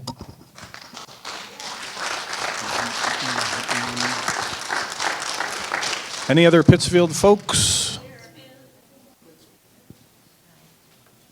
Thank you. I live in Ward 3B, right off William Street, so right on the cusp of Ward 4. I was wondering if you could talk about dewatering, explain what that is, and where is the dewatering going to happen? Because at one meeting, it was mentioned that it would be at the GE facility on East Street. And if that's still happening, it means that all this material would have to be moved to East Street in Pittsfield. Is that still part of the plan? No, that was never part of the plan. I think what was part of the plan, the sediment in Pittsfield, it gets excavated at the river, will be stockpiled near the river. You'll stockpile it up. Water will decant out of that at the bottom. That water will be collected. That water can either be treated at that point and discharged back to the river. It can be collected and tanker trucked, and this is where the tanker truck of the decanted liquid, the river water, GE has the option of bringing that back to their treatment plant at Pittsfield and running it through their carbon filters like they do now every day and discharge it. So no, it's not this soil decediment or contaminated material that was ever proposed to come back to E Street. It's just the water that decants off the sediment or soil. And right now those details are still being worked out. The water is the same water that's in the river. It will have contaminants, the same as all the water that was done for the last 24 years. This is the exact same scenario that was done at Silver Lake, the 1.5 miles to 2 miles in Uncommit Brook. You dewater the sediment and soil, put it in a tanker truck, bring it to 60 foot, bring it to East Street, run it through the treatment plant. So yes, it has, I'm sure there's microscopic levels of PCBs in there. Over on this side, I think. Okay.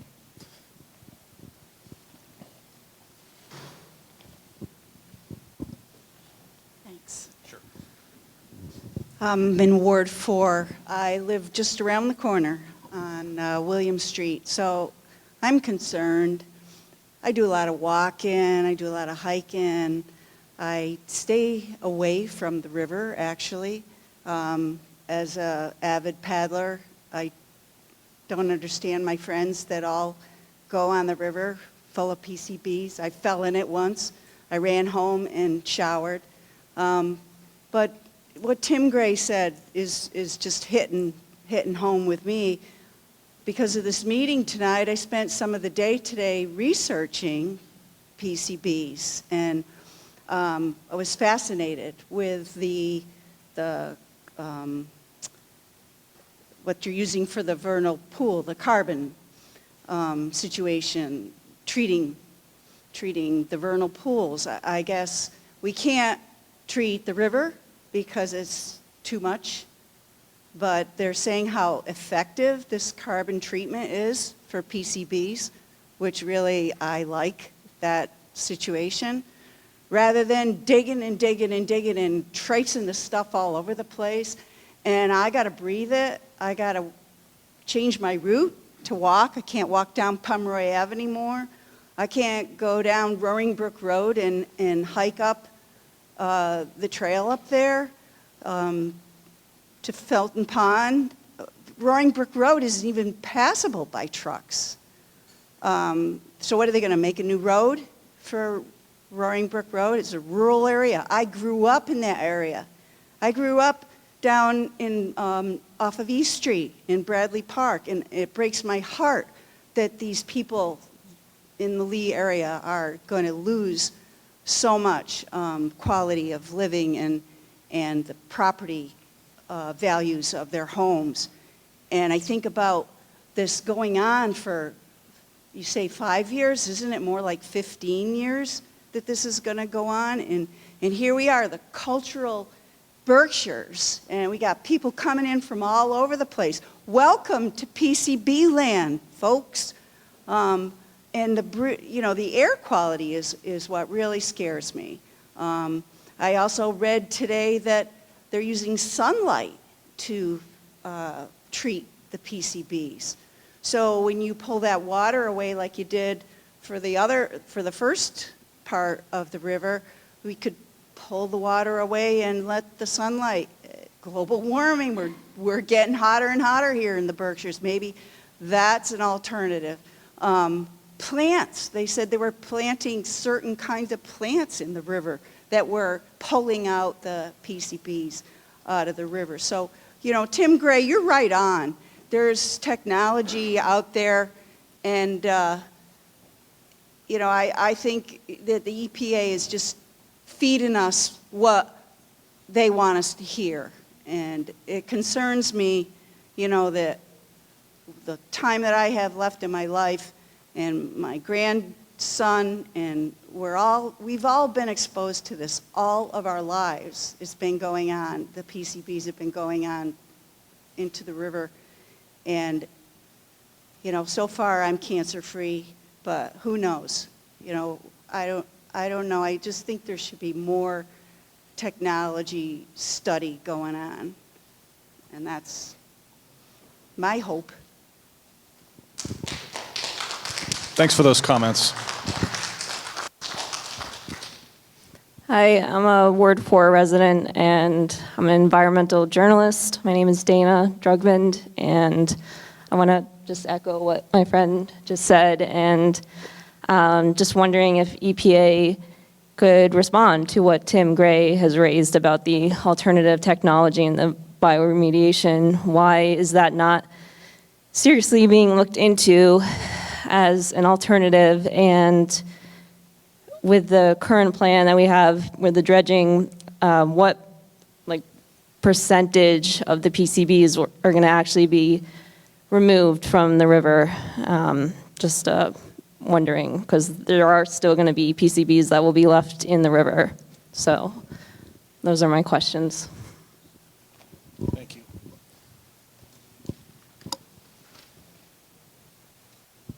Sure. With regard to treatment of PCBs, EPA has been looking at that since 1980, and nothing's been found yet to work at this type of river. This has all been litigated both in public meetings and in the court system. Tim Gray had his opportunity. They appealed. It was upheld in federal court. The remedy's final. It's time. You've all said it's been around for a long time. It's time to get this sore taken care of, and it's time to move forward. We're here to implement the remedy, move on, and in 5 years we can be done with the majority of the issues in Pittsfield. The goal is to restore the river and make the river an asset. Right now it's a liability. The remedy is done. The time to argue and litigate is over.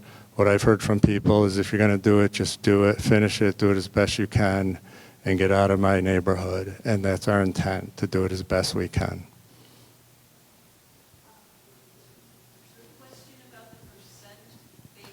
The percent removed is not the appropriate metric. The appropriate metric is the risk removed. This will remove the risk that we started with. This will reduce the risk of PCBs in fish and people ingesting it. It will reduce the risk of PCBs in the floodplain that have the potential to cause health effects. It'll reduce dramatically the risk to the ecological receptors in the minks.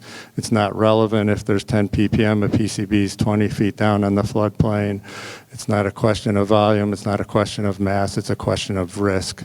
It's a risk-based remedy. That's the goal. It's time to implement the remedy. We've been studying it for 20 years. We could study it another 20 years, and we're going to be in the same position. It's not a perfect remedy, but it is the remedy. It's the remedy a federal judge approved, and it's time to move forward and do it in cooperation with the city and the residents as best as we can to make it as least painful as possible.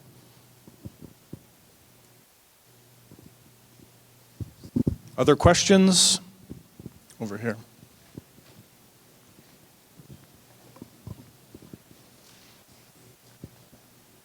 Here you go. Thanks. Hi, my name is Julia Thomas. I have a cold. Sorry, my voice is scratchy. I'm a director of an environmental justice group called the Clean Berkshire Collective.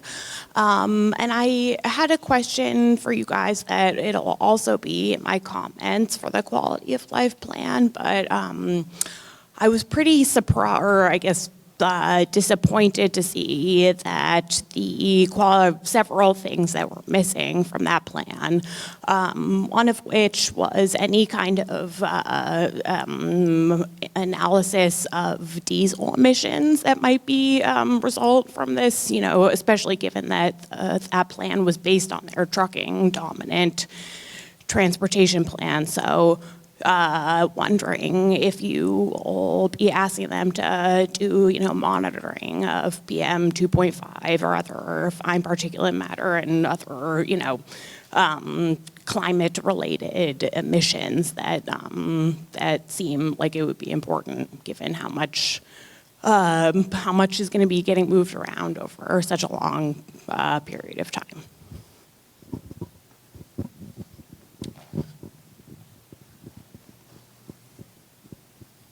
So diesel emissions and climate around that. So the assessment that GE is going to be required to revise in their transportation plan will do comparisons of the projected impacts of greenhouse gases and diesel. As far as monitoring, the monitoring will be for particulates called PM 2.5. So if there's particulates, and they're increased, they will be measured. There's not going to be a specific measurement for diesel or calculations along the way. We pick the remedy based on the information, and if it is trucks, then it's going to be trucks, and if it's trains, it's going to be trains. So we base it on the best information we have when we make the remedy, and then implement it and do the monitoring to make sure that it's safe.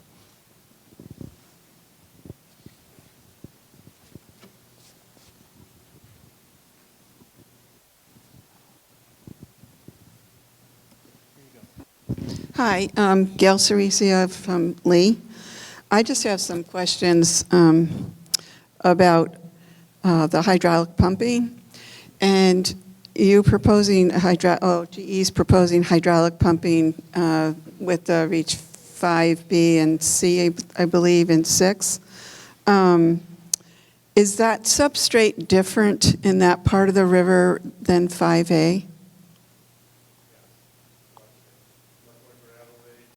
More boulders in 5A, which makes them less likely to be able to hydraulically pump. It's much softer sediment, silts and sands down in 5B. Down in Woods Pond, and it's also a lot closer to the upland disposal facility. You'd be pumping, in some cases 1 mile instead of 12 miles. So yeah, the substrate's different, the distance is different. The head that you would need to pump it is different. Okay, I'm asking this question for a particular reason. So you're saying all of Reach 5A substrate is different than 5B, C, and 6? That's why we broke it into reaches, because they did have different characteristics. I'm sure at the tail end of 5A, it's very similar to the start of 5B, and the end of 5B is probably very similar to 5C. But there is a gradation down based on the pitch of the river, the velocity, the amount of turns, whether it's much more quiescent beyond dams, so it settles in.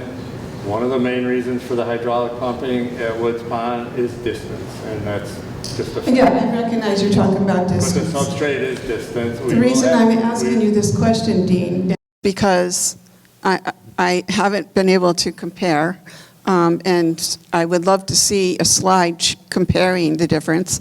But here's the other thing is we're really, the Lee people don't want the dump, obviously, and one of your arguments is that it's going to disturb more habitat or a larger area if we put sidings in versus using trucks.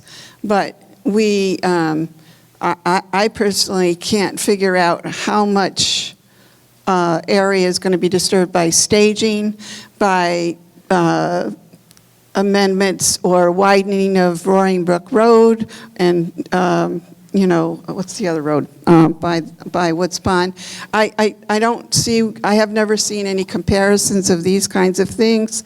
So I just feel that you are making, unless you can show us why you're picking, you're deciding to dredge rather than pump. Which, if you had sidings with the rail cars right there, you could somehow separate the water like you're going to do right now anyway, and get the sediment to go right into these cars. And I also would love to see the railroad company come and present their side, because at a former meeting in Lee, there was a letter read that said things weren't intellectually, how did he word it? Not correct, but intellectually honest. Yeah. So it would be really nice to have a different perspective, because I'm really beginning to be concerned. I just became a member of the PCB Advisory Committee, and one of the things they said was that you shouldn't be biased. And I'm beginning to question whether you are biased or not, because these studies haven't been done. And we all know that this decision was done without the public knowing, behind closed doors. So I'm just really concerned about that. And I'm not trying to pick on you personally. Everybody has bias. But it's just how much, you're in a position to make a big difference in our lives. And I'm not against cleaning up the river. I mean, everyone wants the river cleaned. It's just how you go about doing it. And after 40 years of dredge and dump, and it's showing that it's not even working along the Hudson, I don't know why it's going to be any different here, and why you want to select a site, allow such a site. Yeah, maybe engineering-wise, you can keep it in a walnut, shell, so to speak. But we all know it's going to leak eventually, and while you're doing all this work, there's going to be a lot of more pollution going on, because those sediments are going to be disturbed. You're going to be carrying it, you're proposing to carry it around through trucks, supposedly on a back road, through an ACEC. There's so many things being waived with this project. It's just mind-boggling that we're here today not looking at solutions. PCBs are known to be worldwide. They're dumped everywhere. We need a solution. We don't need a dredge and dump. And I'm for, if we're going to wind up with a dredge and dump, then put it in a hazard site someplace else. And I really wish you would look at that. Now, another question that I had to ask you is, in Reach 5A, how much land will be disturbed at one time? I mean, when storms come along, the sediment is going to move if it's exposed. So how are we going to, how much land will be disturbed at a certain period of time? Because I know with the NEPI's permit, you're only supposed to have 10 acres disturbed, and that's in upland. So when you start to disturb the soils and along comes, Irene, it's going to be a big mess, and the PCBs are just going to be pushed downstream. I'm just wondering, how are we going to deal with the climate change and these large storms in You know, how is this going to get done? Thank you. Thank you, Gail.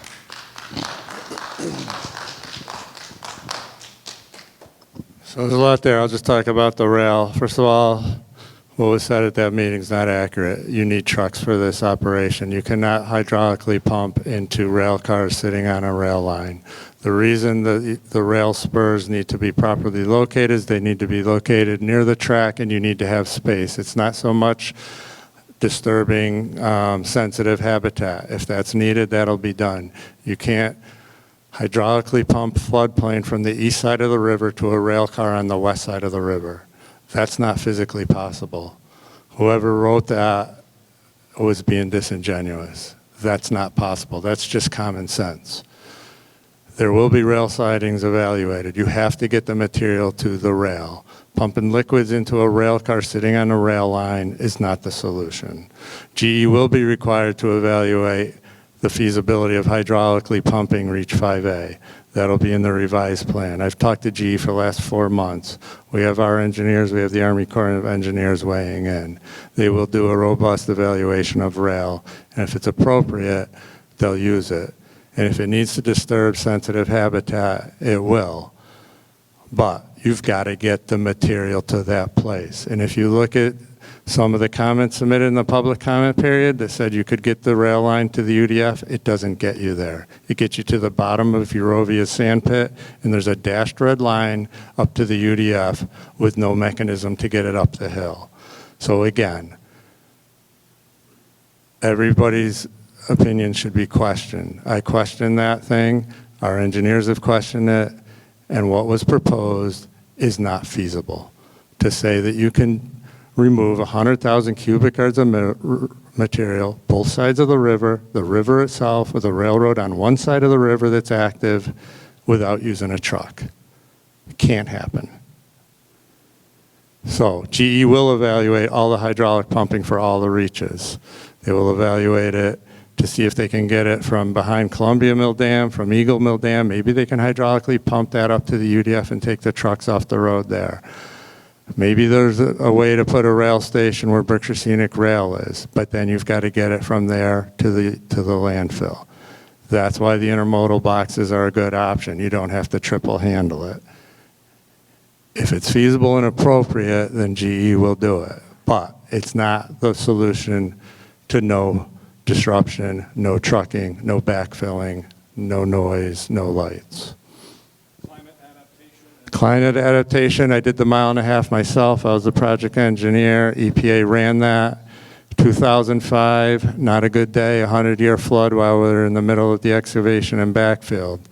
We recovered. The results speak for themselves. They're all less than 1. Yes, some sediment moves downstream. That's why we do the remedy upstream to downstream. If it moves downstream, it will be remediated when we get downstream. Yes, there's going to be disturbance. I don't have the square footage for the amount of people to be disturbed. Remediation, it takes heavy equipment. Heavy equipment makes a mess. You clean up the mess, you restore it. It's the end product that's important. Climate change, you try to adapt, you try to make your plans resilient. There's no magic, no one, you can't make anything 100% foolproof. It's a project worth doing. It's final. It's time to move forward and do the best we can. Okay, so we're nearing 2 hours into our meeting. If there are others that really have pressing questions, we can certainly take those. And again, everyone here is available after the meeting, and certainly following, you can follow up. So is there anyone who has other pressing questions? Right here. If we can, let's try to all commit to be out of here for 8 o'clock. I'd like to know how much time the EPA officials have devoted over the years to considering studying the existing situation that we have here in the Housatonic Valley. In other words, how much time did you spend saying to yourselves, gee, should we recruit volunteers to be to have their blood measured to see how much PCBs they have in their blood. Now, maybe you could recruit 5,000 people in the valley, and you could then, as you march through history doing your cleanup, you could periodically get these volunteers to come back in to see how they're doing. Are they getting, are they reducing their amount of PCBs in their bodies or not? In other words, a lot of times when you do a complicated, long, scientific, technological project, you want to be able to have a kind of a monitoring project on the side to see how you're doing. And I can think, and another point I'd like to make is that if you are providing the vernal pools with carbon because you think it's protective of the amphibians, to have sprinkle some carbon, charcoal there, well, how are your studies coming on that matter? In other words, how are the animals in the vernal pools doing? And who has studied it? And if it looks promising, how about offering some carbon, not just to the vernal pools, but to the human beings for their yards?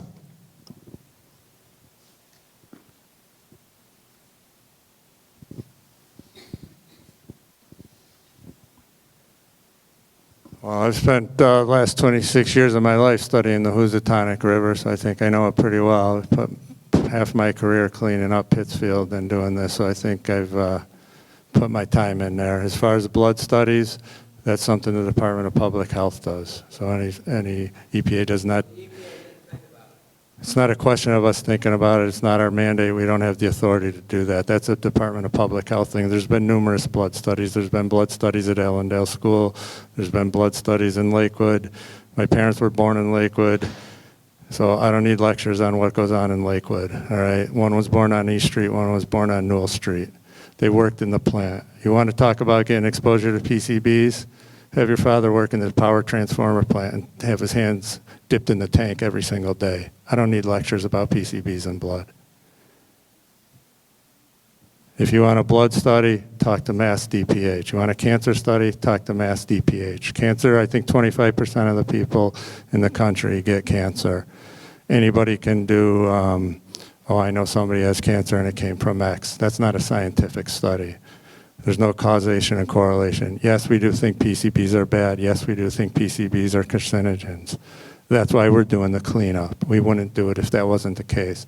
Leaving them in the river for another 20 years, how does that help people with cancer? How does that help people who are fishing in Woods Pond today? How does that help anything? Technology, been debated, been litigated, been decided.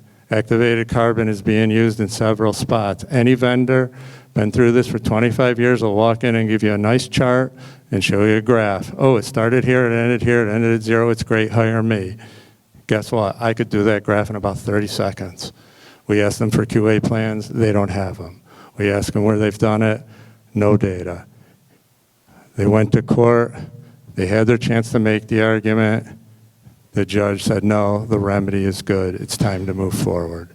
So if you want health studies, blood studies, cancer studies, epidemiology studies, that's not EPA. That's public health agencies. I see two more hands up. Well, two more questions.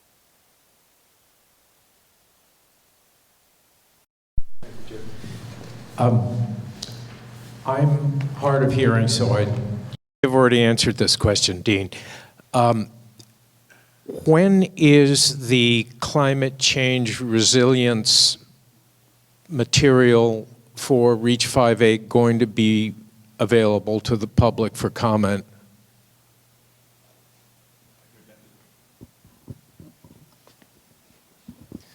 So GE had a climate resilience work plan from a couple of years ago, and one of the mandates or one of the things we mandated that they had to do moving forward was to, in each of their design plans, have a section that specifically talks about how climate resiliency is built in to those work plans. So if you go to the conceptual remedial design, remedial action work plan for REACH 5A, which EPA is still reviewing, GE talks about how they are addressing climate in the work plan. So it's things like using a higher predicted flood frequency moving forward because we anticipate that from climate change.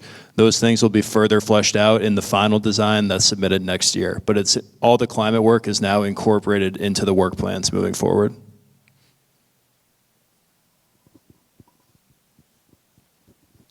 And Mr. Pill.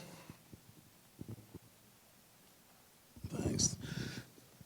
I got a question. When they did the first reaches, a lot of times I did my walks and I'd have gasoline or diesel generators and pumps and stuff like that. Because this is going more through neighborhoods and there's electricity nearby, is there any thought to make sure that as much of this is pumped as possible with electric pumps that just come right off a pole with temporary services? And that they're also quieter and everything else. And just as an aside, I participated in a blood study years ago, and so to say that this never been done, it's been done. A lot of GE workers got tested. I got tested. I wasn't a GE worker, strangely enough, though.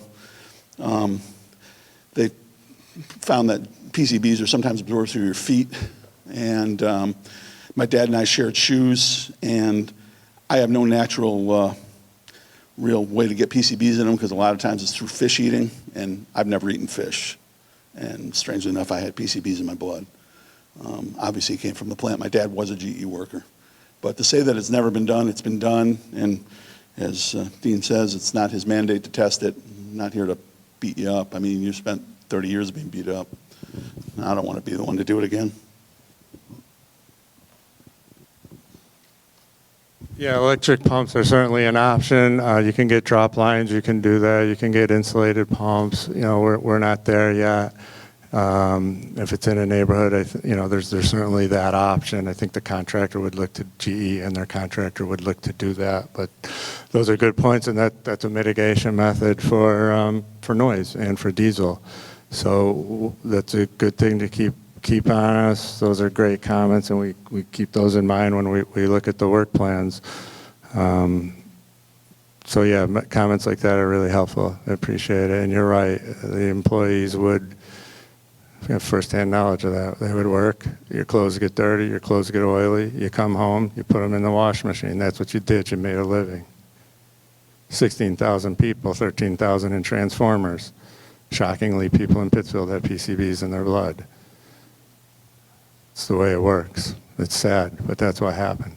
So now it's time to move on and try and clean up the rest of the river.